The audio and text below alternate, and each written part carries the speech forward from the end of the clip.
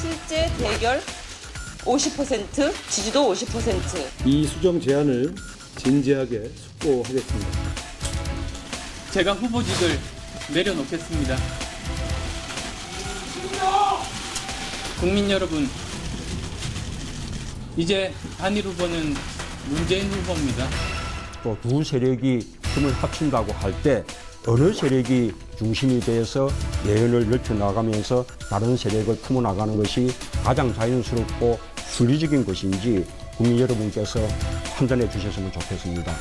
단일화하는 과정을 보면 어떤 대의보다는 누가 더 유리한가 하는 그 권력 게임일 뿐이라는 생각이거든요.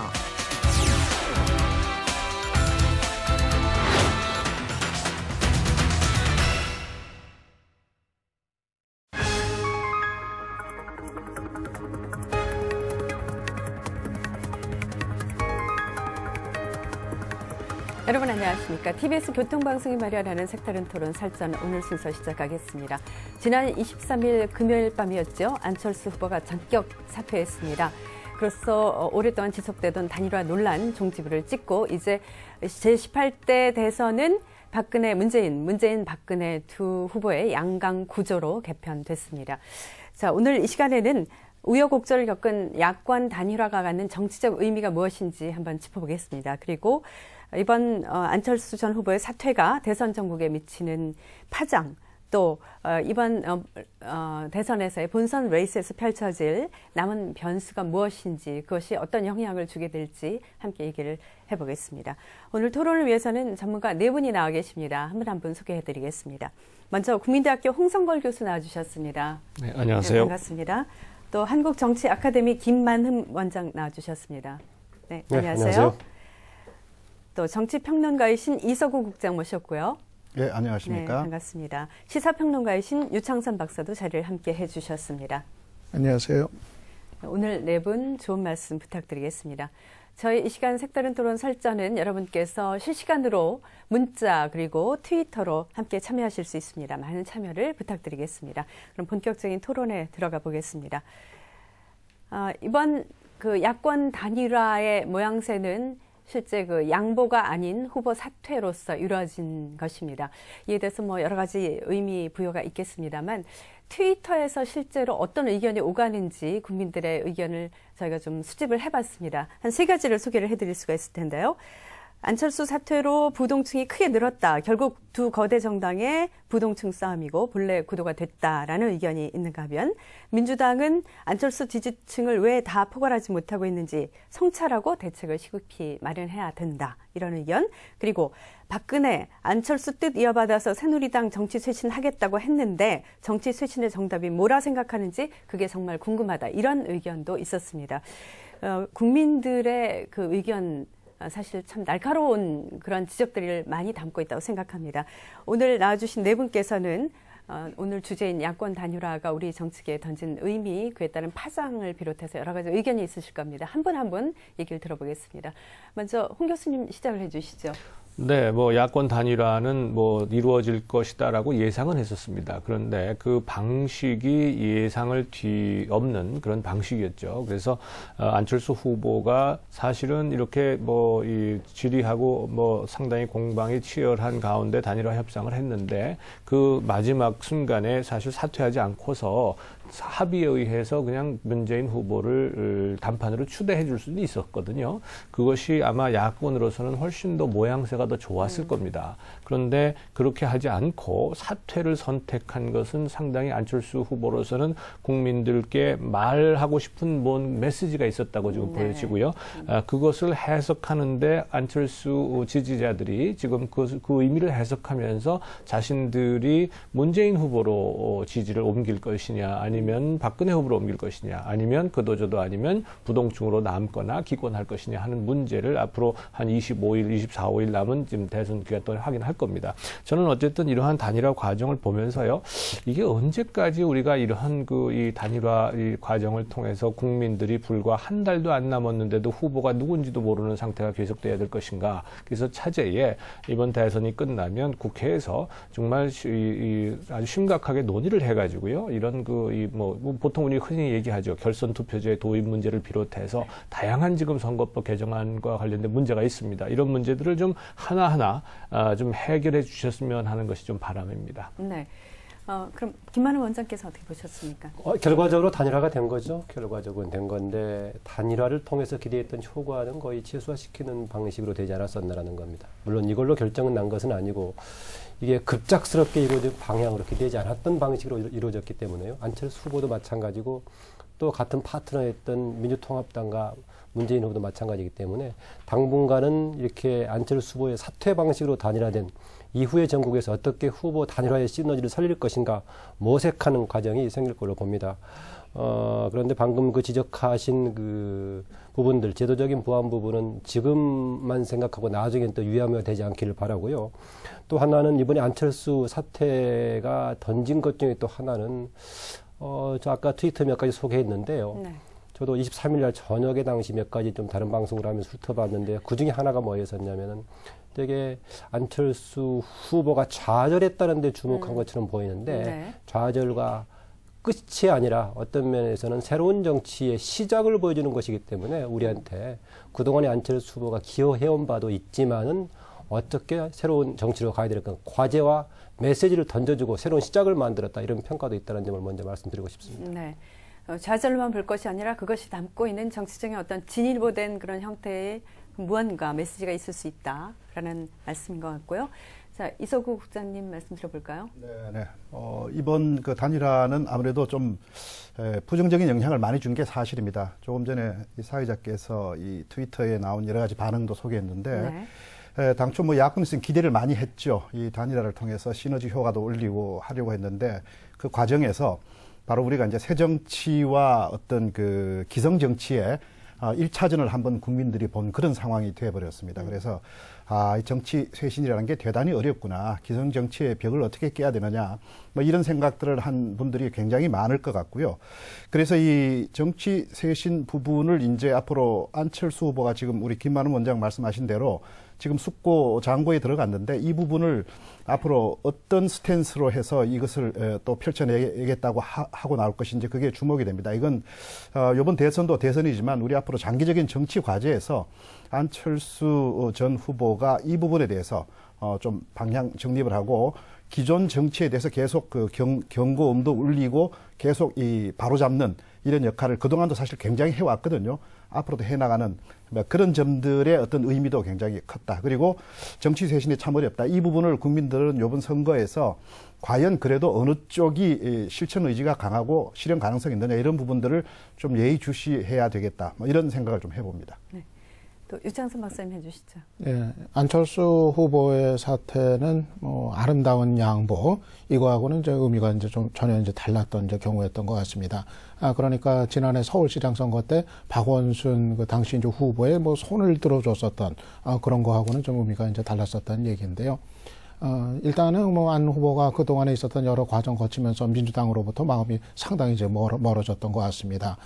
그리고 이제 결국 그 후보 간의 담판을 통해서도 서로가 양보하지 않겠다는 이런 입장을 이제 확인을 했고, 뭐 협상을 통해서 이 단일화에 대한 최종적인 그 여론조사 룰, 이 합의도 이제 이루지 못했기 때문에 일단은 이제 국민들한테 뭐 후보 등록일 전까지 단일화하겠다고 약속은 했는데 문 후보가 이제 뭐 양보 안 하겠다 이거를 분명하게 이제 확인을 한 상태에서 결국은 이제 힘이 약한 쪽이 그렇게 이제 사퇴를 하게 된 이런 상황으로 판단이 됩니다. 그렇기 때문에 야권 후보 단일화가 대단히 이제 애매한 상태에서 이제 결말이 맺어졌기 때문에 당초 예상했던 그 시너지 효과는 현실적으로 기대하기가 이제 어렵게 됐습니다. 문재인 후보가 뭐 단일 후보가 되기는 했습니다만은 이 선거는 상당히 좀 야권한테 어려운 선거로 좀 변화가 이제 된 것 같습니다. 이번에 뭐 야권이 정권 교체를 할 수 있다, 또는 박근혜 후보를 이길 수 있다고 했던 것은 어디까지나 문재인과 안철수가 같이 나란히 있으면서 손을 잡았을 때 그때 이제 그런 전제 위에서 얘기가 이제 나왔었던 건데, 일단은 안철수라는 존재가 지금 일단은 퇴장을 해버린 상황에서 민주당 그리고 이제 문재인 후보가 자기 힘을 가지고 선거를 치러야 되는 상황, 일단 야권 전체 시각에서 봤을 때는 상당히 좀 어려운 선거로 좀 변화됐다 얘기를 할 수가 있겠습니다. 네. 말씀하신 가운데 그 양보가 아닌 그 사퇴라는 모습, 이것이 아마 이제 국민들에게도 충격적으로 다가왔을 겁니다만, 이것이 갖는 의미를 좀 짚어봐야 될 것 같습니다. 안 전 후보라고 이제는 불러야 되겠죠. 안 전 후보는 본인이 단일화를 위해서 모든 걸 걸겠다고 했는데 합의에 이르지 못한 것에 대해서 책임감을 느낀다. 이 부분을 가장 피력한 것으로 보이는데, 실제로 직접적인 사퇴의 배경이 된 것은 무엇으로 봐야 될까요? 이것을 짚어보는 것이 우리 정치에 던져주는 어떤 그 함의가 있다고 보이기 때문에 이 부분을 좀 살펴봤으면 합니다. 어떤 분이 먼저 얘기해 주실까요? 뭐 여러 가지를 같이 볼 수가 있겠죠. 어떤 사람들은 심지어는 지지율의 추락까지도 얘기하고 있는데요. 물론 지지율이 압도적으로 높았다면 사실 후보 단일하고 상관없이, 경우에 따라서는 후보 단일화도 하지 않고 본인이 다자구도를 1등할 정도면 됐겠죠. 네. 하물며 지금 후보 단일화 국면에서도 안철수 후보의 지지도가 압도적이었다면은 아마 협상 방식도 달라질 수가 있었을 겁니다. 그런데 저는 이게 지지도에 따른 게 변수로 보기보다는 안철수 후보가 기존의 정치에 대응하는 방식으로서 늘 당신은 경험이 부족하고 어쨌든 간 현실 정치의 메커니즘을 이해해야 된다.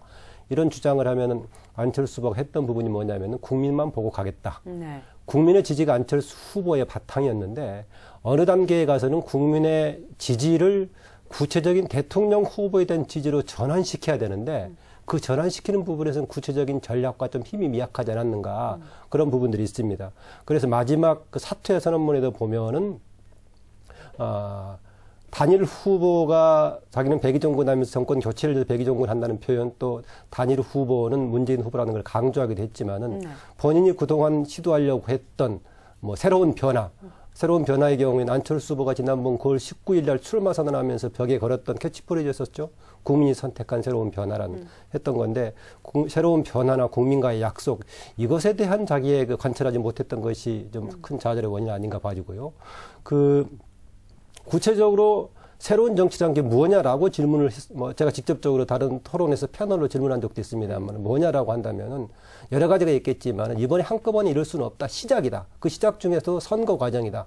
선거 과정에서 여러 가지 방식이 있겠는데 야권으로서는 선거 과정의 중요한 부분이 후보 단일화였다라고 얘기하고 있습니다. 그러면 후보 단일화 과정에서 새로운 정치를 보여줘야 되는데 단일화가 쉽게 정리가 안 된 채 막판에 가면 갈수록 어차피 양쪽이 치열한 갈등 국면을 가질 수밖에 없기 때문에 국민들 앞에 더 이상 갈 수가 없다. 이렇게 판단해서 했던 것 같습니다. 네. 그러나 이제 그렇게 그 선거 과정에만 의미를 두는 것은 일반적으로 우리가 이제 대권을 향한 그런 그 일반적인 구도에서는 조금 낯선 모습이거든요. 네. 짧게 좀 추가로 말씀드리자면은 마찬가지 비슷한 질문이 지난번 9월 19일 날 출마 선언을 냈을 때 기자들 추가 질문에 무슨 답을 했었느냐면은 본인이 대통령이 되는 게 목적이 아니다 이런 얘기를 했어요. 네. 대통령에 출마하는 사람이 대통령이 되는 게 목적이 아니다. 조금 말이 안 맞는 말 같기도 했었는데, 그래서 선의적으로 해석을 해보자면은 수단과 방법을 가리지 않고 대통령이 되지는 않겠다라는 차원도 있을 수 있고, 대통령이 되는 게 목적이 아니라 그 과정을 통해서 또 대통령이 된다는 것은 새로운 정치를 위해서다라고 얘기했다고 봐집니다. 그런데 저는 그게 기존의 정치에 대한 문제도 있지만 안철수 후보 역시 기존의 정치하고 뭔가 다른 중간 단계로서의 정치의 양식에 대한 구체적인 전략이라든가 실행 대안들이 없는 상태에서 조금 막연한 국민의 지지를 바탕으로 가다가 일정 부분 한계에 이르렀거나 좌절된 부분도 있지 않는가 그런 생각도 있습니다. 되면은 이렇습니다. 지금 말씀하신 것들이 어떻게 보면 정치적 아마추어리즘하고도 통하는 건데요. 말씀하신 것처럼 정치 쇄신을 가장 큰 목적으로 하고 그걸 내세웠는데, 그러면서도 그 쇄신의 대상으로 지목했던 민주당과 단일화 협상을 시작을 하면서 이러한 지지도의 추락이라든가 이런 것들이 추락이라고까지 표현하기는 어렵습니다만 이 상승세가 꺾이면서 더 좀 지지부진해졌다는 그런 말씀을 좀 드리고 싶고요. 또 말씀에 나온 얘기입니다만은 정치 쇄신을 계속 외쳐댔는데 정치 쇄신에 대한 디테일이 부족했다. 여러 차례에 걸쳐서 계속 그 디테일이 뭐냐라고 얘기를 하니까 한두 달 지나고 나서 나온 얘기가 중앙당 폐지라든가 기타 등등 몇 가지 얘기를 했는데, 그것이 새롭다는 인상보다는 기존 정치권에서 이미 다 논의되어 왔고 협의해왔던 사항들, 그럼에도 불구하고 참 실행이 어려웠던 부분들이었는데, 거기에 대해서 실행 가능성을 높이기 위한 방안이나 대안은 제시하지 않고 그냥 그런 것만 제시했다는 것. 예를 들어 공천권을 국민에게 돌려준다. 수도 없이 얘기했다가 돌려줬다가 다시 회수했다가 돌려줬다 회수했다. 이게 우리 한국의 정치사의 그 과정이었거든요. 그런 걸로만 본다면. 그래서 이런 문제들이 있었고요.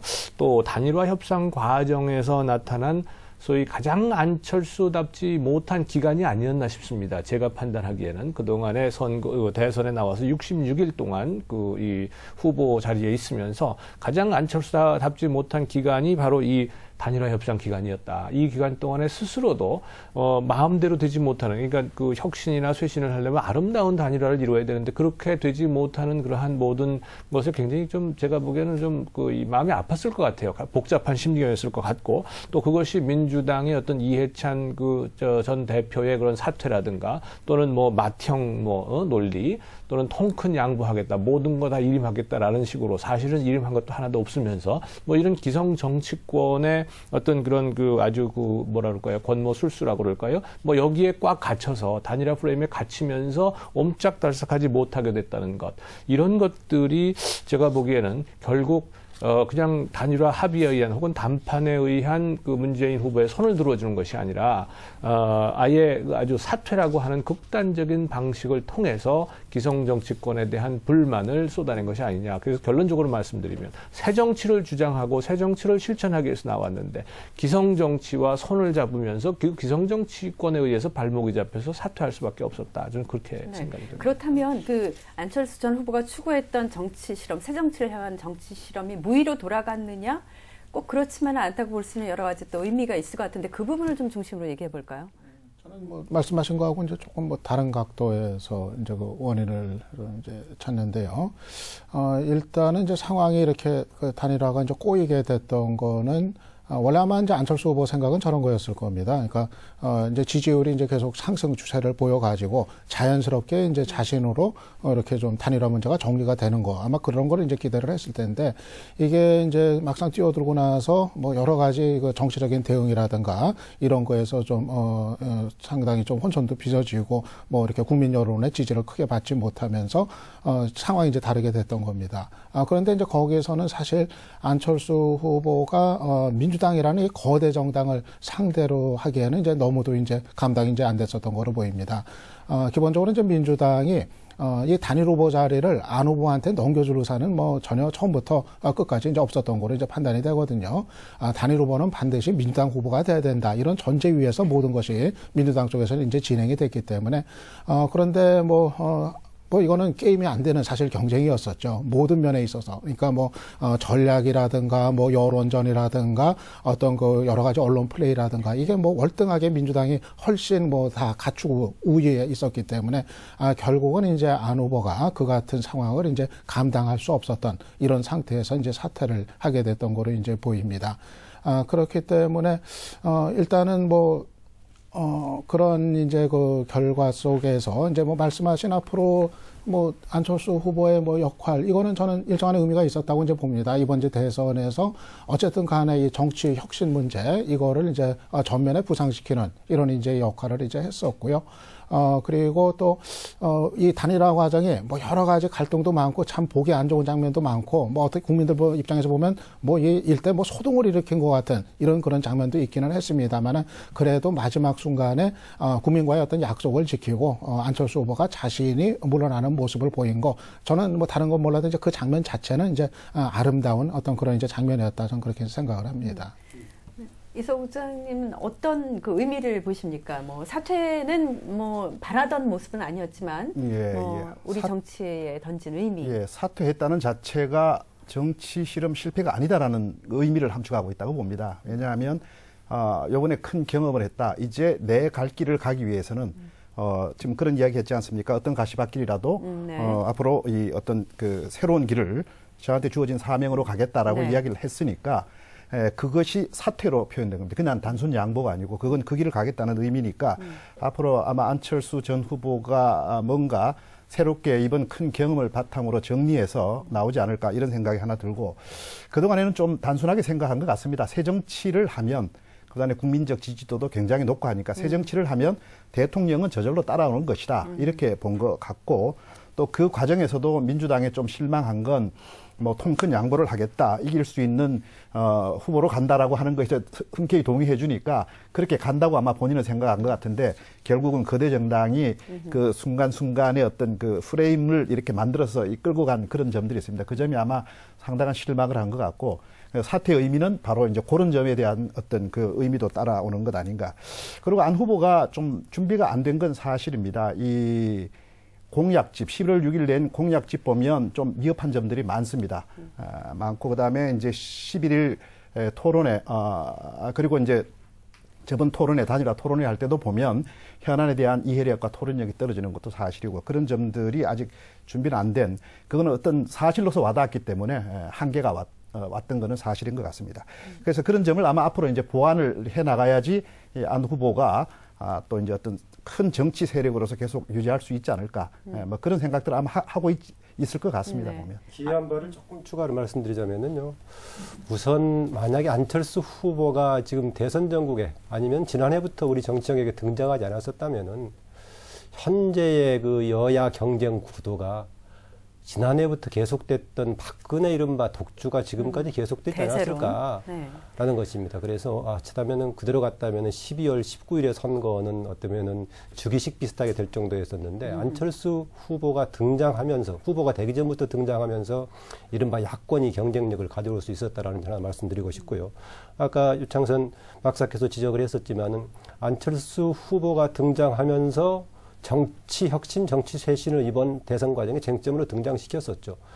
초반에 우리 이번 대선의 쟁점은 경제 민주화하고 복지 뭐 이런 것이 논란이 되다가 중간에 정치 혁신이 등장했었는데, 물론 새누리당의 정치 쇄신 등장 배경에는 현역 의원 중심으로 해서 공천 비리가 있기 때문에 거기에 대한 대응책으로 전략 나온 부분도 있습니다. 그러나 전반적으로 이렇게 부상하게 된 게 안철수 후보가 등장했었고, 또 여기에 야권 후보 단일화를 시도했던 민주통합당도 이 문제를 해결하지 안 됐고, 그런 차원이 됐고요. 또 심지어는 새누리당까지도 지난번에 안대희 정치쇄신 특위위원장이 정치쇄신 실천 협의기구까지 만들자고 제안할 정도로 보편적인 상황으로 만들었기 때문에 이 부분 자체도 굉장히 기여했다고 봐지고요. 기성정치 속에서 좌절을 했지만은 다른 한편으로 국민들은 안철수 후보가 기성정치의 메커니즘을 너무 무시했다는 지적도 일부는 있지만은, 또 반면에 기성정치의 메커니즘 자체가 너무 후시대 정치이기 때문에 우리의 정치의 정당 정치 방식도 조금 바뀌어야 되고 향후 우리가 해야 될 정치적 과제라, 이걸 던져준 점도 좀 중요하게 기여했다 봅니다. 조금만 좀 더 보태면은요, 저도 아주 공감합니다. 이번에 안철수 후보의 등장은 우리 정치계의 소위 이 구시대적인 정치의 모습을 이제 온 국민들이 지금 이제 싫어한다라고 하는 것을 분명하게 메시지를 던져줬고요. 정치권이 자성해서 스스로 변하지 않으면 국민들의 지지는 언제든지 철회될 수 있다라고 하는 메시지를 줬다는 건 분명합니다. 그런데 그런 의미에서 보면 안철수는 나갔지만, 안철수는 사퇴했지만 안철수의 의제는 여전히 살아있다. 우리가 이렇게 봐야 될 거고요. 그래서 이 앞으로 안철수의 의제를 어느 정당이나 어느 후보가 더욱 이 실천에 옮길 수 있는 그런 이 진정성과 의지를 보이느냐라고 하는 것이 이번 대선에 큰 영향을 미칠 것이라고 말씀드리고 싶고요. 또 하나는 저는 안철수 후보가 굉장히 개인적인 측면에서 볼 때 아주 합리적인 선택을 했다고 봅니다. 왜 이 말씀을 드리냐면, 이렇게 합의를 하지 않고 사퇴를 함으로써 안철수 의제를 그대로 살렸을 뿐만 아니라, 또 하나는 안철수 개인 정치인 안철수로서의 불씨를 그대로 살려놨다. 만약에 여기서 그냥 합의를 하고 그냥 손들어주고 이렇게 나갔다면 결국은 민주당의 의제 속에 안철수 의제가 다 들어갈 수밖에 없는 상황이었거든요. 그런데 100% 반영될 수 없을 뿐만 아니라, 잘 아시다시피 제도권 정당에 여러 가지 이 많은 문제점이 있단 말이죠. 이런 면에서 안철수 의제가 굉장히 퇴색할 가능성이 많았는데, 그것을 사퇴라고 하는 극단적인 방법을 선택함으로써 이렇게 다시 살려놨다. 그리고 앞으로 정치인 안철수에 대한 기대를 하도록 그렇게 이 유권자들이 갖도록 여전히 만들었다는 면에서 의미가 있다. 그 부분은 조금 이제 평가가 이제 다른데요. 이렇게 안철수 후보가 그냥 손들어주는 양보가 아니라 이제 일방적인 사퇴를 하는 방식으로 이 단일화가 이제 결말이 난 거는 사실은 그 단일화의 원래 그 목표 이런 걸 생각하면은 대단히 이게 찜찜한 그런 이제 결과가 이제 돼버렸습니다. 그건 민주당 속에서는 그렇게 당연히 이제 생각하겠죠. 그 단일화 이제 효과도 이제 기대하기가 이제 제대로 이제 어렵게 이제 돼버렸고요. 그래서 저는 사실은 단일화가 원래 취지에 맞춰서 이제 결과가 나오려고 했다면은 정말 두 후보가 어떤 당판을 통해서 양보가 깨끗이 될 수 있었다면은 그것도 이제 하나의 방법일 수 있었고, 그것이 불가능했다고 한다면 어떻게든 간에 이 단일화의 최종적인 그 여론조사 방식의 룰, 여기에 이제 합의를 해가지고, 그래가지고 결과에 대해서 깨끗이 서로가 승복하고, 그 다음에 이제 손을 잡고서 이제 전국을 도는, 사실은 이게 이제 정답이었다고 이제 생각이 이제 됩니다.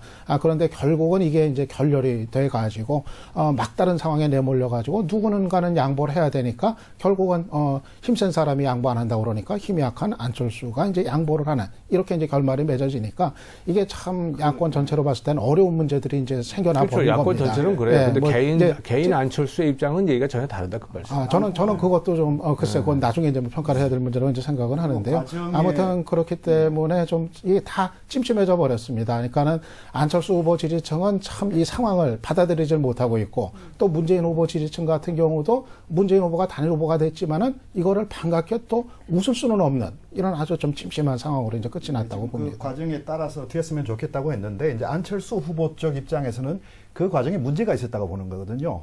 조직 동원이라든지 여러 가지 어떤 그 온전한 국민의 뜻이 반영되지 않는 식으로 민주당이 결국은 몰고 간 것 아니냐, 이제 그 점 때문에도 이제 사태에 이르게 된 그런 면이 하나 있는데, 그런 점 하나 좀 말씀드리고 싶고, 또 하나는 안철수 이제 살아있다고 말씀하셨는데, 이제 안철수 전 후보의 과제는 이제 뜻만 가지고 되는 건 아니다. 이번에 아마 이 정당에 대해서도 일반적인 생각으로 어떤 그런 기성 정치 아니냐라는 인식들 가지고 그런 것 같은데, 그러나 실제 정치를 하려면 세력과 조직이 필요하고 그렇습니다. 이제 그런 부분에 대해서는 아마 이번에 이해를 많이 했을 테니까, 단순히 뜻만 가지고 펼치면 그 단순한 국민운동밖에 안 되니까, 앞으로 이 어떤 그런 기성 정치가 기득권에 함몰돼서 하지 못하고 있는 부분들을 해주는 역할, 그걸 하기 위해서도 그 부분의 어떤 세력화, 조직화를 좀 해야 되는 것 아닌가, 그런 점을 저는 안 교수한테 좀 한번 기대를 해보고 싶습니다. 네. 좀 말씀드리자면 중간에 나온 것 중에 그 안철수 후보가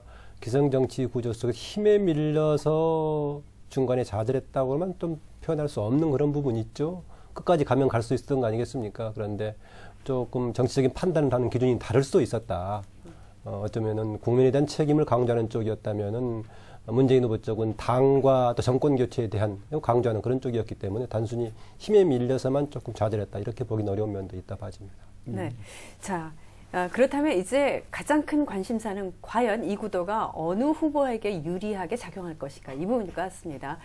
그리고 실제로 그 문재인 후보 측에서는 안철수 지지층을 어떻게 끌어들이느냐가 관건이 될 텐데, 실제로 그 안철수 후보를 지지했던 사람들의 이념적 스펙트럼은 상당히 넓은 그런 형태이기 때문에 이 부분이 쉽지 않아 보이는 게 사실입니다. 어떻게 이들이 움직이는가 제일 중요하지 않습니까? 네. 이 말씀은 어떻게 보세요? 당연히 이제 후보 단일화가 이렇게 이제 결말이 맺어지는 거는 결국은 일단은 박근혜 후보한테 상당히 좀 이제 유리한 상황으로 이제 급변을 이제 한 것 같습니다. 야권의 그 지지층에 이제 상당히 이제 흔들리는 현상, 이런 거가 일단은 불가피할 거로 예상이 됩니다. 문제는 이제 안철수 후보 지지층이 이제 어디로 갈 것인가, 이건데, 흔히 이제 흩어진다는 표현을 이제 하지 않습니까? 이거는 그만큼 이제 안 후보 지지층이 상당히 다양하게 이제 구성이 되어 있다, 이렇게 얘기를 이제 할 수가 있는 게 될 텐데요. 결국 크게 보면 한 세 가지로 나눠질 것 같습니다. 문재인 후보로 이동하는 비율, 아마 그 비율은 이제 그게 제일 클 겁니다. 그리고 기존에 이제 원래는 새누리당을 지지하기는 했었는데, 그런데 사람을 보니까 안철수가 더 좋아서 박근혜 후보보다는 안철수를 더 좋아해서 지지했던 층이 있었는데, 아마 이 경우는 이제 좀 다시 박근혜 후보 쪽으로 갈 가능성이 있어 보이고요. 또 이것도 저것도 다 마음에 안 든다, 투표 안 하겠다, 이런 층도 있겠죠. 그렇게 보면은 아마 대체적으로는 25%에서 한 35% 정도, 그 정도 사이에서 이제 안철수 후보 지지층의 이탈이 있을 거로 대체적으로 그렇게 예상이 이제 되는 것 같은데, 결국은 이제 박근혜 후보 입장에서 봤을 때는 이제는 그동안은 좀 접어뒀었던 이 중도층 내지는 부동층, 이 부분을 얻을 수 있는 새로운 기회가 이제 생겼다는 거고 아마 그 부분에 대해서 이제 대단히 적극적인 공략에 이제 나설 거로 이제 예상이 됩니다. 그리고 이제 문재인 후보 같은 경우는 단일 후보가 되기는 했습니다만은 안철수가 일단은 지금 사라진 민주당의 문재인으로만 일단은 지금 박근혜 후보하고 대결해야 되는 이런 상황이 돼버렸으니까 아무래도 이게 지금 기존에 두 후보가 합했을 때 지지 기반하고는 상당히 좀 협소해진 이런 상황에서 일단은 지금 이제 등록이 이제 오늘 시작됩니다만은 어려워진 출발점에서 이제 레이스를 시작한다 얘기를 할 수 있을 것 같습니다. 네. 실제 어제 나온 여론조사들 몇몇을 보면 부동층이 좀 늘어난, 그러니까 이번 선거를 앞두고 부동층이 이례적으로 많지 않았다였는데 꽤 다시 늘어난 양상을 보이고 있습니다. 실제 효과가 금방 나타나고 있다고 봐야 될까요? 그렇죠. 그러니까 이게 안철수 후보를 지지했던 집단의 특성을 우리가 보면은요, 대개 연령적으로는 20, 30대 또 40대 일부가 있고요. 그 다음에 생각이나 이런 사상 쪽에서는 약간은 좀 리버럴하다고 그러죠, 우리가. 이런 진보적인 색채가 조금 강하고요. 그리고 무엇보다도 지금 시대에서 소위 변화를 갈망하는 그런 집단이고, 그 다음에 비문 비박이라고 할 수가 있습니다. 네. 그러니까 문재인 또 안철수 또는 죄송합니다. 박근혜 그리고 네. 새누리당이나 혹은 민주당의 어느 정당에도 나는 별로 흥미가 없다라고 했던 사람들이 집중적으로 모였던 게 이제 안철수 지지층이다. 이렇게 보면은요. 사실은 아까 박근혜 후보가 더 이익을 볼 거다라고 말씀하셨는데 저는 우선 1차적인 수혜자는 문재인 후보입니다. 왜냐하면 후보로 확정됐잖아요. 그전에는 몰랐었어요. 예. 그리고 사실 단일화 협상에서 양쪽이 서로가 무조건 내가 돼야 되겠다라고 하는 의지를 가지고 서로 부딪히는 건 이건 당연한 겁니다. 그런 의미에서 1차적인 이 수혜자는 문재인 후보인데 안 후보의 지지층이었던 사람들이 사실상의 캐스팅 보트를 지금 주게 된 상황이 되어버렸어요. 이런 상황 속에서 우리가 유불리를 조금 따져본다면 말씀하신 것처럼 대체로 진보적인 생각을 가지고 있고 이렇기 때문에 문재인 후보 쪽으로 가는 비율이 많겠지만 그럼에도 불구하고 20, 30% 정도가 지금 상당히 유동적으로 이 박근혜 후보 쪽에 지지를 할 가능성도 있기 때문에 제가 보기에는 지금부터 새로운 게임이 시작이 되는 거다. 양쪽이 거의 팽팽하게 맞설 가능성이 많고요. 어떻게 소위 안 후보 지지층들이 가지고 있던 생각, 이게 뭐냐면 변화고 정치 쇄신이고 양쪽의 기성 정당이 가지고 있었던 여러 가지 문제에 대한 불만이 많았던 세력인데 이런 사람들의 생각을 어떻게 자기 자신들의 어떤 대통령 의제로 끌어들이느냐 그리고 설득하느냐 여기에 따라서 스스로가 더 이익을 만들어가는 자기가 더 이익이 되는 집단으로 만들어가는 그런 말하자면 진행형으로 봐야지 이 결과 하나만으로 지금 박근혜 혹은 문재인 후보가 어느 쪽이 더 이익이다 아니다라고 얘기할 수가 없는 그런 상황이다. 이렇게 새로운 출발선상에 서 있다고 보시는 겁니까? 네. 지적하신 대로 안철수 후보 사태에 따른 문재인 후보로의 단일화가 단순한 여야 1대1 양대 대결 구도로만 바뀐 것이 아니라 여러 가지 성격의 변화가 있었죠. 조금 전에 지적했다시피 일단 이전의 여론조사 등에 비해 상당수 좀 부동층이 증가했었죠. 어쩌면은 그동안에 지금 후보로 사퇴하기 전에 새 주요 후보가 대결할 때는 아마 역대 그만큼 없을 정도로 단단히 숫자로 부동층이 있을 정도였었죠. 심지어 2002년에도 3강이 있을 때 정몽준, 노무현, 이해창 셋이 그때 경쟁할 때도 사실은 20%가 넘는 부동층이 있을 정도였는데 이번에는 과거의 부동층에 속했던 상당 부분을 안철수 후보가 가져가면서 새 후보의 단순 지지를 합산하면 보통 90%가 넘었었죠. 그럴 정도였는데 어제 나온 한 3개 정도가 된 것 같은데 SBS하고 TNS오프레스 또 리얼미터 조사 또 MBC 한국 리서치 조사 등등을 보니까 대개 19에서 한 24, 5%까지 부동층이 나왔어요. 그러니까 한 10% 정도의 증가한 걸로 보이는데요. 그래서 실제 투표로 얼마나 이어질 것인가. 현재 짐작컨대는 우리가 초반에 예상했던 것보다는 투표 참여율이 좀 떨어질 것 같다. 어쩌면은 60%대에 머무를 가능성도 있다라고 봐지는데 이게 하나 변수로 봐지고요. 그리고 이제 아까 지적했다시피 가장 큰 변수는 문재인 후보가 1차적으로 안철수 후보를 지지했던 세력을 얼마나 흡수할 것인가. 물론 기존의 무슨 가상 대결이랄까 아니면 실제 경쟁 구도랄까 봤을 때도 단순 합산이 그대로 가지 않았었죠. 단순 합산했을 때는 보통 박근혜 후보보다 5 내지 15% 정도가 우위에 앞섰는데 경합 구도로 갔다는 것은 그 정도가 이탈했다는 것인데 현재로서는 조금 더 이탈이 좀 돼 있다고 봅니다. 과연 이것을 어떻게 더 최소화시킬 것인가가 저는 그 문재인 후보 진영으로서는 과제라고 봐지고요.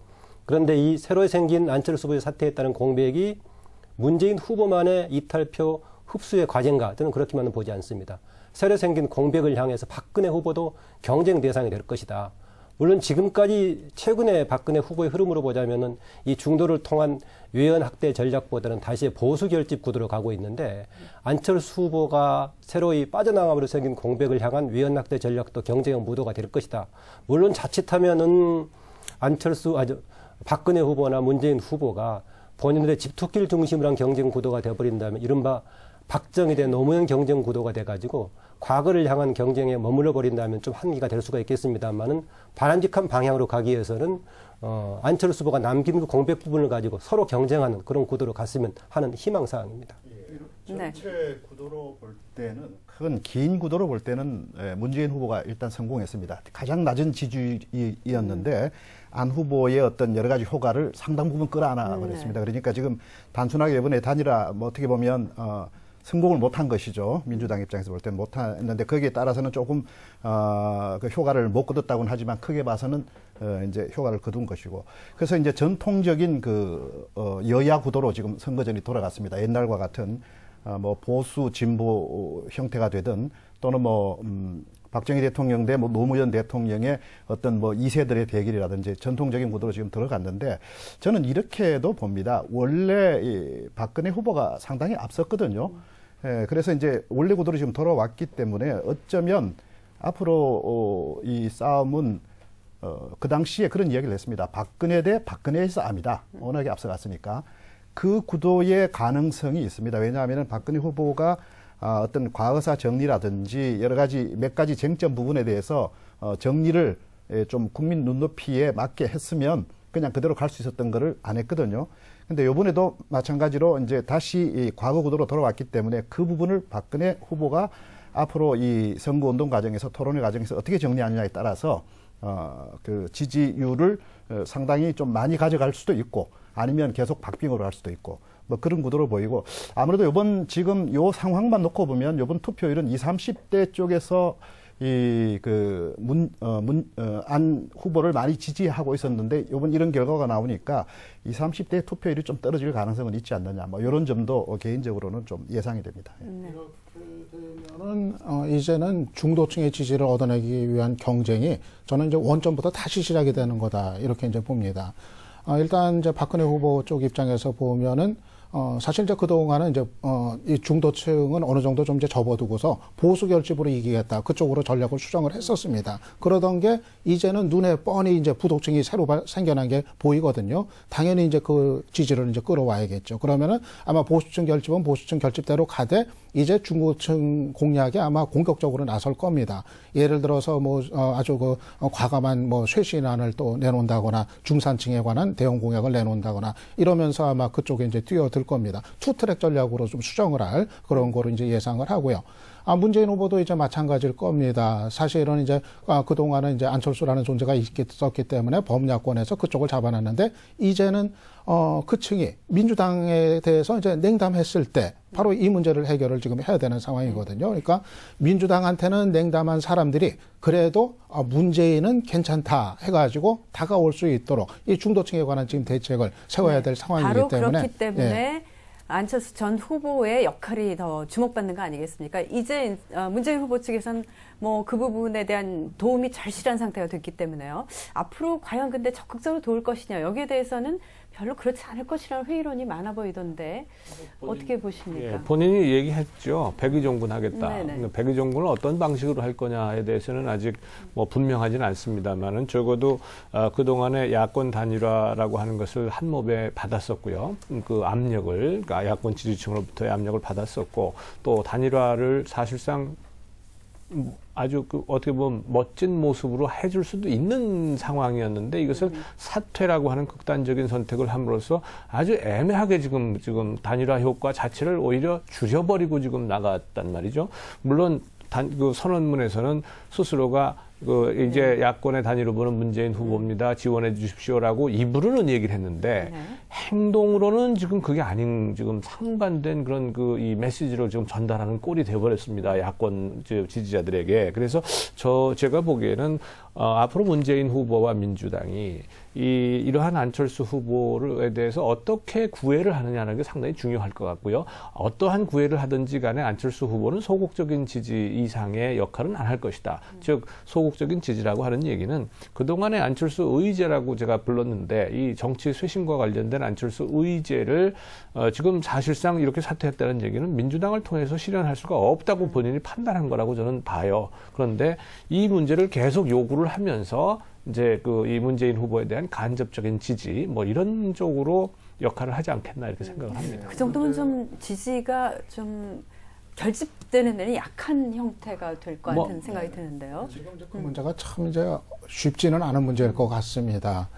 당연히 이제 안철수 후보가 정권 교체를 위해서 문재인 후보 지원에 이제 나서야 되는데, 근데 문제는 이제 이 마음이 너무 지금 이제 멀어졌거든요. 지금 후보 간에도 신뢰가 깨졌고, 안철수 후보가 이제 민주당으로부터 완전히 마음이 지금 거의 뭐 떠나버린 이런 이제 상태인 것 같아요. 그래서 물론 이제 결국은 이제 지원을 안 하지는 않을 겁니다. 협력을 하고 일정한 정도로는 할 텐데, 그런데 그게 예를 들어서 차이가 있지 않겠습니까? 5개 정도 하기로 돼 있는데 정말 5개만 해도 되는데 10개를 하는 방법이 있을 거고, 아니면은 정말 5개 아니면 4개 이 정도만 하는 것도 있을 수가 있기 때문에 이게 아마 이제 안철수 후보가 그 부분은 상당히 이제 고민을 또 할 문제인데, 아마 그래도 뭐 정권 교체라는 어떤 그 큰 대의라고 할까 야권에 있어가지고 뭐 그거에는 어긋나지 않은 선에서는 뭐 지원을 하지는 않겠나 그렇게 예상을 합니다. 사퇴문을 보면 나는 사퇴한다. 문 후보에게 성원해달라. 그리고 정권 교체 위에 백의종군하겠다. 그러니까 지금 이걸 보면 제한적인 지원을 하지 않을까 이런 예상이 됩니다. 성원해달라라고 했지 내가 적극 성원하겠다 이런 말은 안 하고 여러분들 성원해 주세요. 뭐 이런 얘기거든요. 그런 얘기고 그 대신에 정권 교체란 말은 또 섞고 있으니까 저는 이 생각이 듭니다. 그 2007년 한나라당 대선 후보 경선 때 박근혜 후보가 깨끗하게 승복하고 그러고 지원을 하긴 했는데 상당히 제한적으로 지원을 했습니다.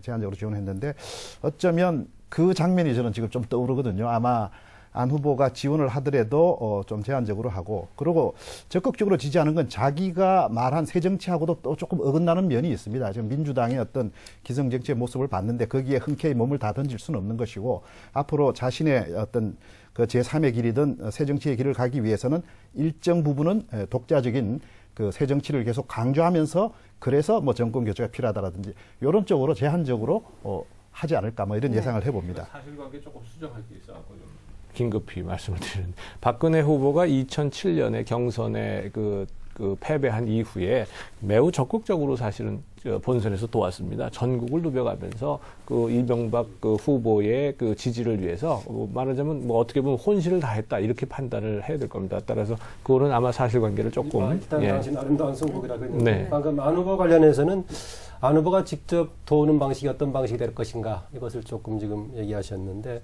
지금 물론 민주통합당에서는 선대위 자체가 일단 사퇴하는 방식을 빌려가지고 공동 선대위 구성하겠다고 하고 안철수 전 후보에게 특별한 예우를 갖춰서 하겠다고 하는데 뭐 예상할 문제는 아닌 것 같기도 한데 안철수 후보가 뭐 선대위 책임을 지고 가담하거나 그럴 것 같지는 않고요. 그랬다고 했을 때 특별히 또 오히려 크게 도움될 것 같지도 않고요. 왜냐하면 본인이 새로운 정치를 내걸고 일단 새로운 정치를 향한 길을 내려놓겠다고 했는데 본인이 직접 감당에는 그렇고요. 그러면 나머지 세력 차원에서는 또 어떨 것인가 봤을 때 송호창 의원 같은 경우에는 상당히 적극적으로 지금 정권 교체를 위해서 국민연대 방식에 참여를 해야 된다라고 주장하고 있는데 다수가 직접 좀 참여하기는 좀 쉽지 않아 보입니다. 제가 보기에요. 다만 다른 하나는 지금 염두에 둬볼 수 있는 게 안철수 후보가 이번 지금 20며칠 남은 대선 기간 동안에 혹시 할 부분이 있다면은 저는 적극적으로 할 부분이 있다면은 후보들 간의 새로운 정치를 향한 경쟁 관계가 되도록 긴장 관계를 만들어주는 뭐 그런 역할은 좀 필요하지 않을까라고 본인도 그런 역할을 할 가능성이 있고요. 이번 대선에 출마하기 전에 안철수 당시 교수로 있을 때 반복적으로 주장해왔던 것이 본인이 직접 제도 정치에 들어가든 아니면 밖에 있든 간에 압력을 통해서 하든 간에 우리나라 정치가 변화하는 데 도움이 된다면 그런 역할을 하겠다. 또 경우에 따라 그게 정치의 길이라도 감당하겠다 이런 표현을 했었는데 이번의 경우에 후보가 아니더라도 이번 대선 경쟁에서 각기 자기 집토끼만 가지고 과거의 세력을 토대로 경쟁하기보다는 정말 새로운 정치를 향한 경쟁이 되도록 이렇게 경쟁하는 그런 모습이 일단 가능성이 있어 보이고 또 그렇게 되는 것이 또 우리 전체 정치를 위해서 바람직하다 저는 그렇게 봐집니다. 이제 문재인 후보 입장에서는 우선 이제 안철수 후보의 협력을 좀 얻어내야 되는 이 절박한 문제가 있고 또 하나 이제 아까 말씀드린 것처럼 안철수 후보 지지층의 이탈을 막아야 될 이런 이제 절박한 이제 과제가 있습니다.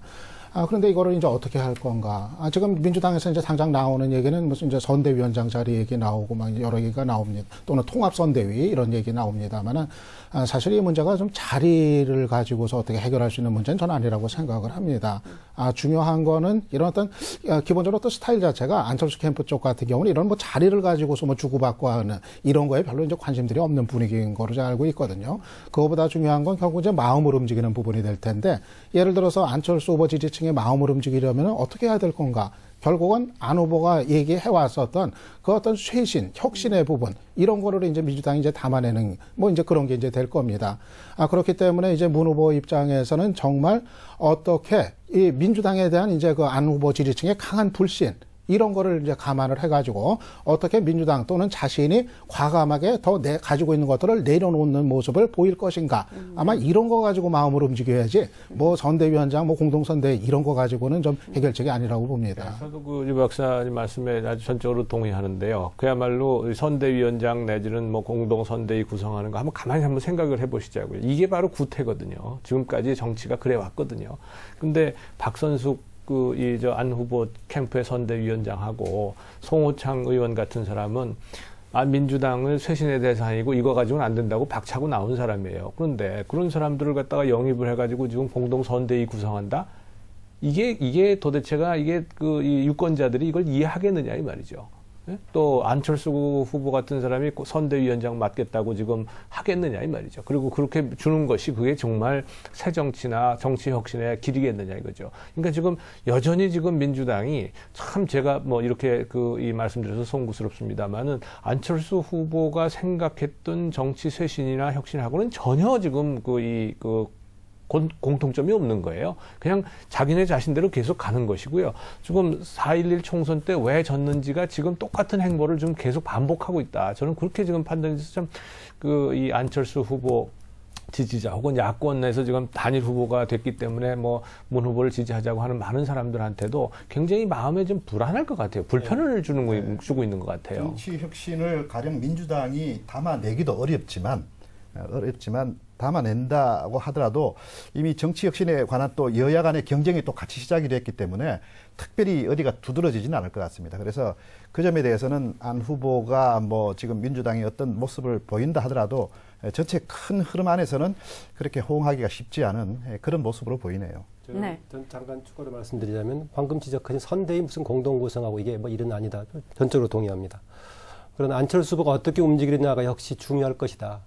궁극적으로는 안철수 후보를 지지했던 유권자, 국민들이 같이 함께 가는 것인데 그 움직임은 안철수 후보가 어떤 행보를 보이냐 굉장히 중요한 영향을 미칠 겁니다. 그런데 민주통합당이나 문재인 후보 차원에서는 안철수 후보만 볼 것이 아니라 왜 민주통합당이라든가 문재인 후보는 지지하지 않고 안철수 후보를 지지했던가 이 부분을 좀 찾아서 원인을 따져봐야 된다는 것이죠. 가장 대표적으로 상대적으로 비교 우위에 있었던 유권자군이 민주당보다도 젊은 층 20, 30대와 호남 지역 아니었습니까? 그동안에. 사실은 젊은 층과 호남 지역은 민주통합당 핵심 지지 기반인데 그럼에도 불구하고 왜 상대적으로 안철수 후보에 대한 지지가 높았었던가 이 부분을 굳이 형식적인 용어로 정치 혁신 쇄신 문제가 아니라 이 부분을 한번 돌아볼 필요가 있고 또 하나 그동안에 부동층에 아니면 중도층에 가까웠다고 얘기하는 실용적인 접근을 해왔던 사람들 아까 홍 교수께서는 그 리버럴로 좀 봤습니다만 이런 부분에 대한 것도 조금 어떻게 흡수할 것인가 고민을 좀 해볼 부분이 아닌가 그런 생각이 듭니다. 안철수 후보 같은 경우는 좀 근본적인 지점부터 고민을 시작하지 않을까 좀 그렇게 좀 생각을 합니다. 그러니까 근본적으로 정치를 정말 계속 할 건가 말 건가 아마 이거부터 고민을 시작하지 않을까 싶거든요. 워낙 이번에 이제 정치에 뛰어들었다가 이제 데워버린 거 아닙니까? 데워가지고 진짜 이럴 줄 몰랐는데 하면서 이제 사퇴를 이제 한 거기 때문에 정말 내가 이거를 계속 해야 되는지 이거부터 아마 생각을 이제 할 텐데 저는 일단은 아마 정치를 다시 하지 않겠는가 그 가능성이 더 크지 않겠는가 예상을 합니다. 뭐 출마 선언할 때 뭐 국민들한테 했던 계속 할 거라는 약속도 약속이고 또 오히려 내가 본 정치 현실이 이런 거기 때문에 바로 이걸 바꾸기 위해서라도 내가 더 악착같이 하겠다. 안철수 스타일로 봤을 때는 아마 그 가능성이 좀 더 크지 않겠는가 이제 보는데 다만 그 최종적인 결론은 뭐 당장 내릴 필요는 없으니까 뭐 대선 이후의 결과에 따라서 그럴 수도 있고 또 더 시간을 가지고서 그렇게 또 판단할 수도 있는 거니까 아무튼 이 대선의 결과에 따라서는 정치권의 여러 가지 아주 그 격변이 또 이제 예상이 되거든요. 그렇기 때문에 아마 안철수의 이제 그 정치의 계속 문제 같은 거 아마 그런 것도 이제 또 앞으로 이제 큰 변수라고 하겠죠. 정치를 그냥 하는 정도가 아니고 사태문 보면 제게 주어진 시대의 역사 사명 잊지 않고 어떤 가시밭길이라도 온몸 던져 가겠다고 했거든요. 이건 정치를 앞으로 이제 진짜 하겠다는 뜻입니다. 그러니까 하는 건데 이제 다만 안 후보에게 이번 과정에서 겪었겠지만 이 국민들의 지지율이 굉장히 높다라는 거예요. 그 지지율의 성격을 잘 봐야 될 것 같은데 대체로 한 절반 정도는 지금 우리가 이야기한 중도층, 부동층 이런 분들이고 한 절반 정도는 어떻게 보면은 좀 야권 성향인데 좀 전략적인 지지로 비박 그러니까 박을 이길 수 있는 후보로서 안 후보가 적당해 보이니까 한 것이고 그분들은 다 이제 어쨌든 야권 기존의 야권으로 다 가는 분들입니다. 그리고 이제 나머지 반은 지지는 하지만 어떤 그 끈이 좀 느슨한 편입니다. 그러니까 그것의 어떤 성격을 잘 보시고 그것을 앞으로 단단하게 묶어낼 수 있는 뭔가 구체성도 보여주고 하는 이런 것들이 필요하지 않나 이런 생각이 드네요. 그래서 이런 우여곡절 끝에 결국 이제 양강 구도로 치러지면서 상대방인 박근혜 후보도 지금 이제 새로운 전략에 고심하고 있을 겁니다. 박근혜 후보는 그동안 뭐 준비된 대통령, 여성 대통령론을 내세웠는데 지금 이 전략이 뭐 아까 어느 분이 얘기하셨죠. 수정이 필요한 뭐 수정을 할 것이다, 가할 것이다 얘기하셨는데 과연 이대로 계속 밀고 나갈 것인지 그렇다면은 뭐 어느 정도 효과를 거둘 수 있을 것인지 안철수 지지층을 어떻게 끌어올 수 있을 것인지 새누리당 입장에서는 그 얘기를 좀 해보겠습니다. 당연히 이제 전략이 아까 말씀드린 대로 이제 바뀔 겁니다.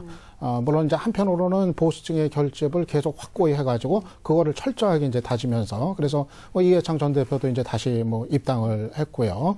또 이건계 후보도 이제 연대를 하고 뭐 그러지 않았습니까? 그거는 이제 그거대로 가되 그동안 이제 한동안 좀 상당히 이제 소홀히 하고 뒷전으로 밀어놨었던 이거는 이제 그냥 접어둔 것처럼 비춰졌었던 이 중도층을 향한 이제 접근 이걸 아마 저는 대폭적으로 이제 강화할 거로 예상이 이제 됩니다.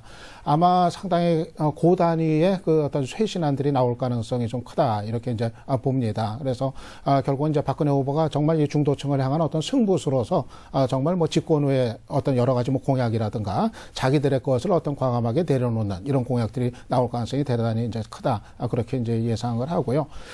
그랬기 때문에 아마 그거는 이제 반대쪽에 이제 문재인 후보 같은 경우에 있어서는 아마 이제 그런 거를 이제 예상을 하고서 정말 문재인 후보 같은 경우도 이 민주당에 대한 어떤 불신을 넘어설 수 있는 특단에 내려놓기 아마 이것이 있어야 비로소 이제 경쟁이 가능한 그런 상황으로 전개되지 않을까 예상을 합니다.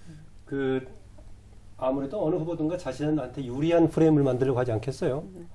그런 점에서 본다면은 안철수 후보가 전 후보가 야권의 대표 후보가 됐을 때와 문재인 후보가 야권의 대표 후보가 됐을 때가 조금 성격이 좀 다를 수밖에 없는데 어쨌든 간에 문재인 후보로 지금 확정이 됐는데요.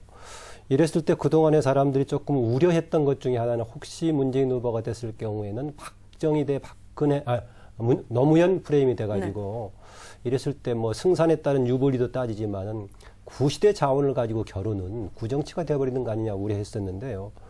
어쨌든 간에 문재인 후보로 됐어요. 그런데 문재인 후보로 오늘 나오는 날 보니까 민주통합당에서는 그동안에 안철수 후보가 가지고 있었던 자원들을 그대로 받아들여서 지금 규정을 하면서 선거구를 끌어가려고 하는 것 같아요.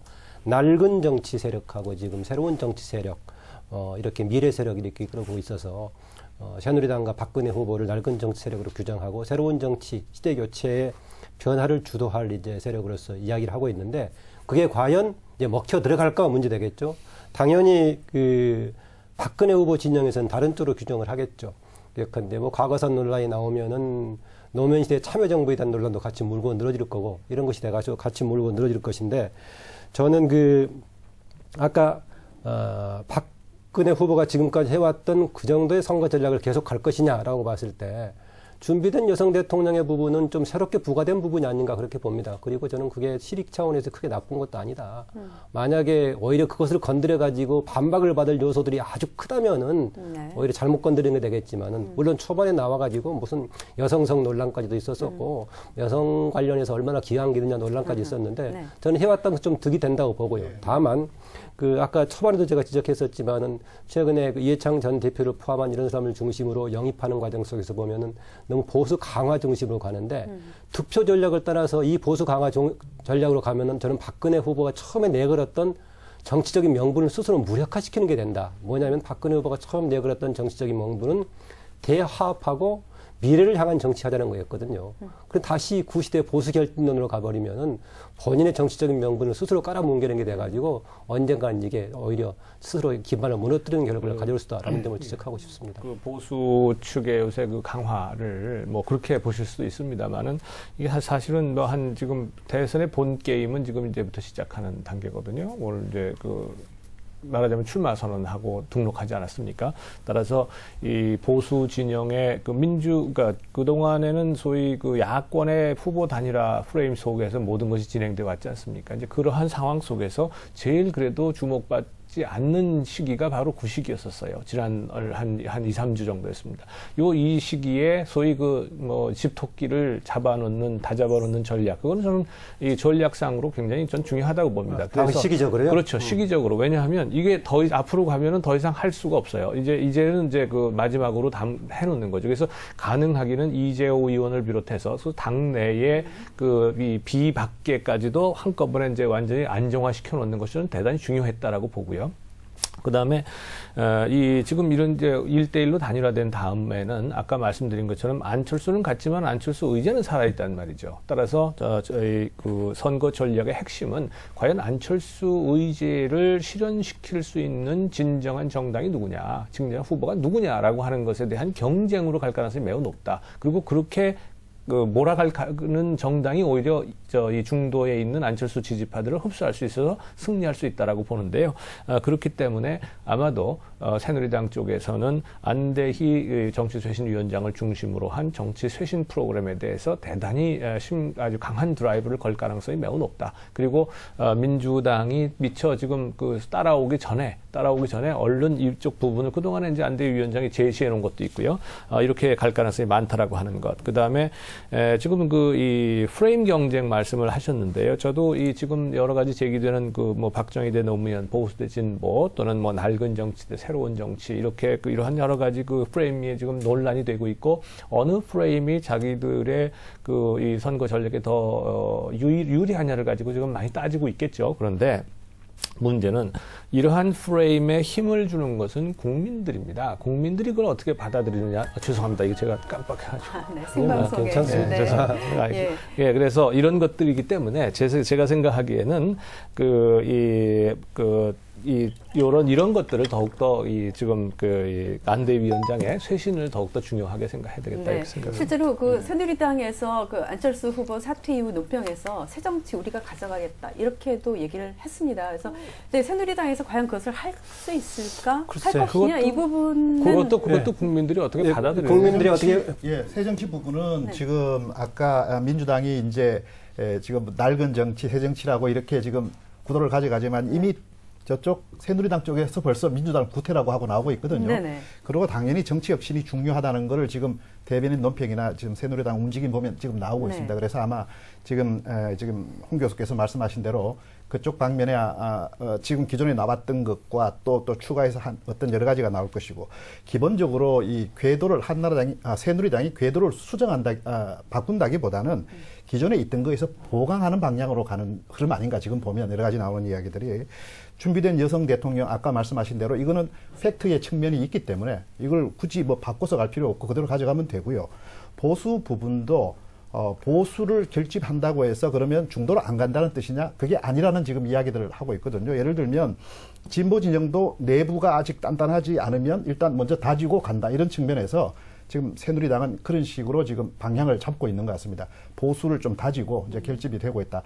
자, 이제 중도도 가고 우리가 국민 100%로 가자. 지금 이런 논조로 가고 있기 때문에 수정이 아니라 보강으로 가는 그런 모습으로 보는 게 맞지 않나 이렇게 보이네요. 그 공통적으로 어느 방향으로 가는 게 바람직한 건 대부분 정답이 비슷하게 있는 것 같습니다. 정답 비슷한 게 있으니까 어느 쪽든 주장하고 있고 조금 전에 앵커께서 지적했다시피 그 새누리당에서도 안철수 후보가 가졌던 그런 것을 그걸 받아들이겠다 안영한 대변인이 그런 얘기까지 했었는데 그것을 얼마나 공감할 것인가 이것을 이제 지적하셨는데요. 그것은 공감 여부는 제가 보기에 얼마나 뭐 강하게 의지를 표명하냐의 문제가 아니라 국민들이 그 세력이 그걸 감당할 세력인 것을 인정해 주느냐에 있다고 바로 봅니다. 그 부분이죠. 예컨대 그 정치적인 지지 기반이라는 건 네트워크는 기득권 세력의 기반에서 계속 같이 돌아가고 있으면서 기득권을 넘어서는 정치를 하겠다 했을 때 과연 국민들이 받아들여 줄 것인가. 제가 가끔 그런 예를 듭니다만은 그 이명박 대통령이 전에 학생 때부터 어려서 풀빵 장사도 했다 이런 얘기 가끔 하죠.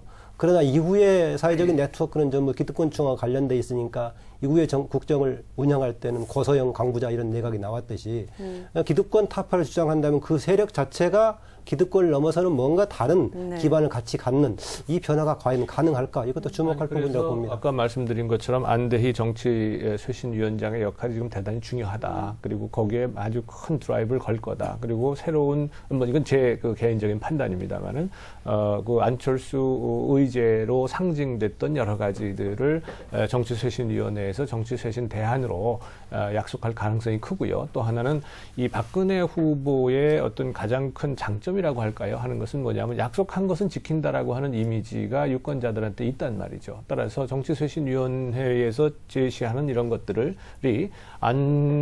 안철수 의제를 포함한 이런 의제들에 대해서 공약으로 내세울 경우에 그것이 국민들에게 진정성 있게 받아들여질 가능성이 상당히 높다. 저는 그런 경제는 아주 바람직하다고 봅니다. 네. 그리고 아까 김만우 교수도 얘기하셨지만 이 네거티브전은 상당히 좀 치열하게 또 한편에서 이제 전개될 가능성이 일단 이제 높아 보입니다.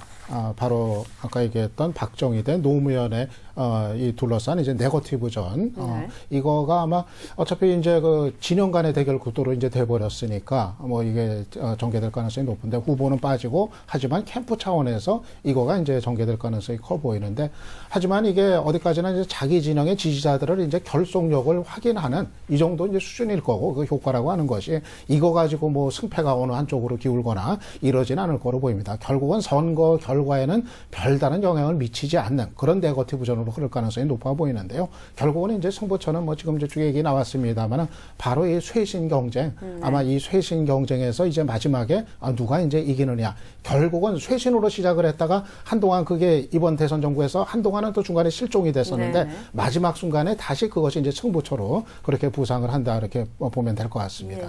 지금 방금 또 들어온 소식이 있나요? 문재인 후보 등록 마치고 기자회견을 갖겠다고 했는데 그 내용이 미래 세력 안 후보가 얘기했던 새정치 선언문에 있는 그 미래 세력 그리고 합리적 보수를 아우르는 협력하는 그런 길을 걸어가겠다 이렇게 밝혔습니다. 그렇다면 이제 민주당은 또 이제 조금 그 오른쪽으로 전진하는 모습을 지금 보이겠다는 그런 얘기를 할 수 있는 건가요? 저는 뭐 조금 오른쪽을 어떤 면에서 명확하게 하려고 이념적으로 스펙트럼 좌우를 설명하는 것도 있겠지만 그런 것이 아닌 조금 다른 차원에서 볼 필요가 있다는 것인데요. 일단 그 미래 세력 통합을 얘기했을 때는 그냥 말만 된다는 것이 아니라 몇 사람 보강해서 되는 것이 아니라 적어도 저는 문재인 후보 진영이 그것을 명실상부하게 보여주려면은요. 문재인 후보와 더불어서 사람들이 그 진영들이 도열해 있을 때 이전에 참여정부의 멤버들이 그대로 도열했다라는 인상을 준다면 저는 이것은 국민들에게 변화의 메시지를 줄 수 없다라고 봅니다. 참여정부의 실패 여부를 떠나서 그렇게 도열하는 모습을 보여준다면은 이거는 미래 세력을 위한 지금 정권 교체가 아니라 정권 탈환의 이미지를 줄 수가 있기 때문에 그 점을 굉장히 유념했으면 하는 것을 좀 주문하고 싶습니다. 한마디 좀 드리고 싶은 게 이 네거티브 선거전의 문제 있지 않습니까? 네거티브 선거전이라는 것이 뭐 필요한 부분도 있습니다. 그리고 국민들이 특히 유권자들이 네거티브 선거전에 좀 민감하게 반응하는 것도 있습니다. 그렇기 때문에 많은 경우에 그 선거 캠프에서는 이 네거티브를 적절하게 활용하려고 하는 그런 상황인데요.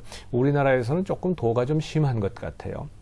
그래서 결국은 이 대선이라고 하는 한 편의 드라마가 그 정당이나 후보자들에 의해서 그 캠프에 의해서만 이게 만들어지는 것이 아니고 이 시청자라고 볼 수 있는 유권자들도 역시 적극적인 그 참여를 통해서 이루어지는 거거든요. 뭐 이런 종합적인 드라마라고 본다면 이 네거티브 선거전에 대해서 국민 유권자들이 이걸 부정적으로 판단을 해 주신다면 그렇다면 이 정치권도 이 네거티브에 그렇게 크게 의존하지 않으려는 인센티브가 생긴다. 그래서 결국 국민들이 좀 알아서 이걸 좀 이 영향을 좀 미쳐줬으면 좋겠다는 말씀이고요. 또 한 가지 말씀드리고 싶은 것은 이 미래 세력 아까 우리 문재인 후보가 미래 세력에 해서 통합해가지고 뭐 앞으로 그 정권 교체하겠다라고 얘기를 하는데요.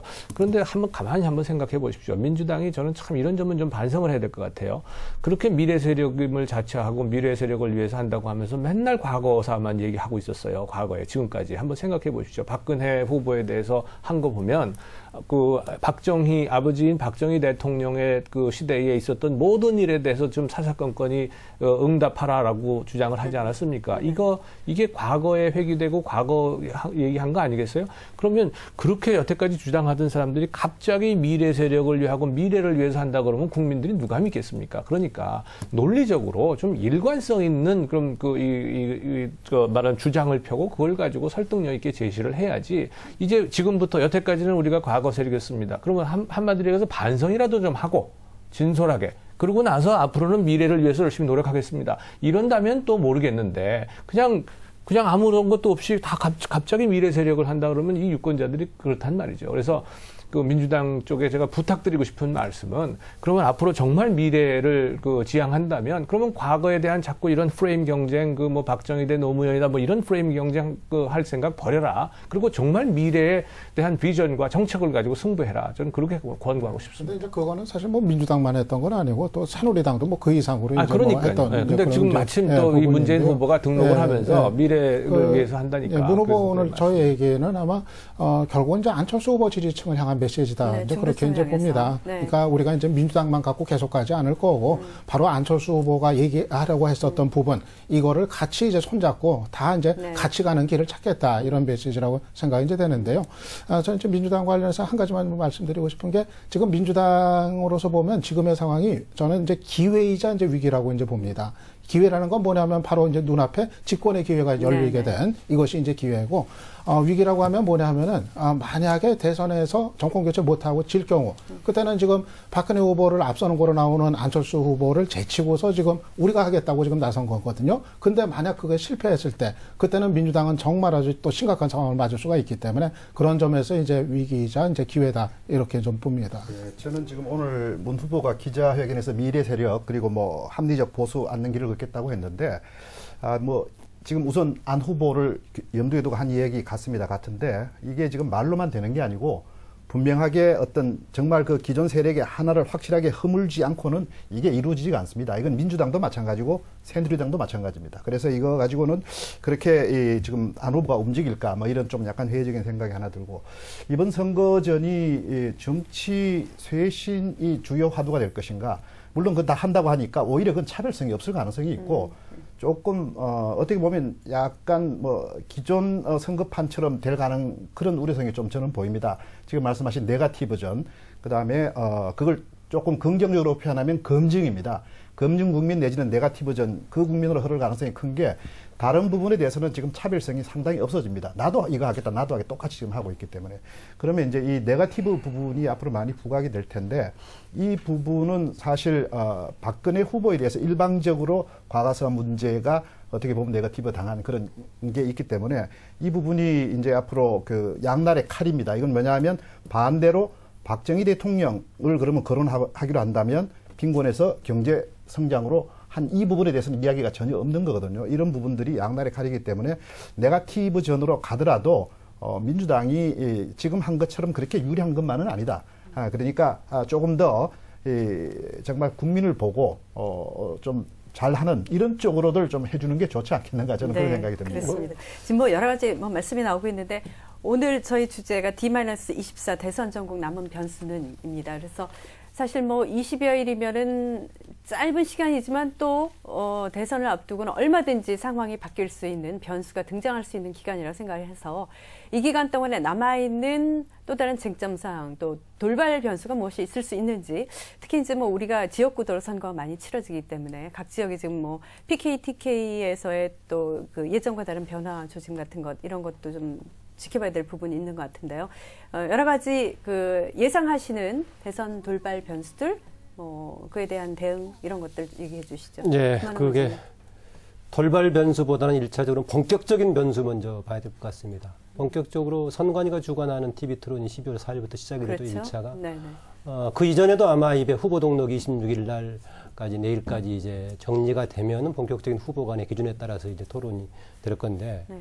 그동안 후보 간의 본격적인 토론이 안 되다 보니까 캠프 진영 간에 이런저런 사실 흑색선전이 증명되지 않는 관계자를 인용해가지고 하는 것들이 꽤 많았었는데 이제 본격적인 비교 과정이 될 거라고 봐집니다.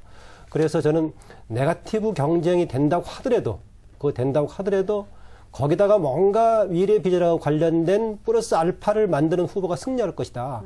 그런 점에서 본다면 그것을 직접 비교하는 계기가 아마 저는 그 후보 TV 토론 과정이 되지 않을까. 한 번뿐만이 아니라 지금 공식적으로 선관위 주간만도 주요 후보 간에 3번이 돼 있고 나머지 다른 그 과정을 통해서 많이 있기 때문에 1차적으로는 그게 중요한 변수가 될 거라고 봐지고요.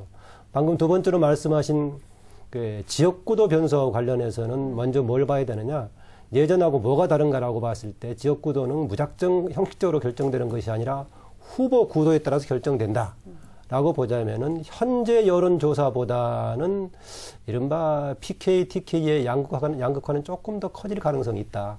현재는 뭐 상당히 퍼지고 PK 지역이 균등하게 분할되고 하는 것 같은데 이것은 조금 그 문재인 후보를 중심으로 좀 강화될 가능성이 있고 상대적으로 위쪽 TK 지역은 박근혜 후보 중심으로 조금 더 쏠려가지고 지금 여론조사보다는 좀 양극화 경향이 가능성이 있겠다라고 볼 수 있겠는데요.